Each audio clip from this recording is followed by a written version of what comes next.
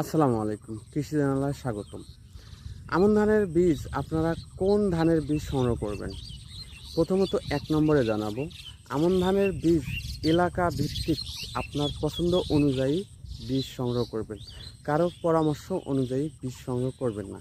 সেক্ষেত্রে হবে কি, দেখা যাচ্ছে আপনার পছন্দ অন্য একটা ধানের বীজ, কিন্তু আপনার পরামর্শ দিচ্ছে অন্য ধানের বীজ।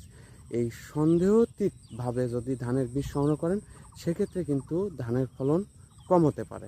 কেননা সন্দেহ নিয়ে ধান চাষ বা যে কোনো কিছু চাষ করতে নেই। এই জন্য আপনার এলাকা ভেদে যে ধানের জাতের ফলনটা বেশি হবে, ঠিক সেই ধানটাই আপনারা বা সেই ধানের বীজটাই আপনারা সংগ্রহ করে রোপণ করবেন। এতে করে আপনার মন মেজাজ ফুরফুরা থাকবে এবং ধানের জমিতে পরিচর্যা ভালো নিতে পারবেন এবং ফলনটাও বেশি হবে। আমার কথা অন্যভাবে নিয়েন না। ভালো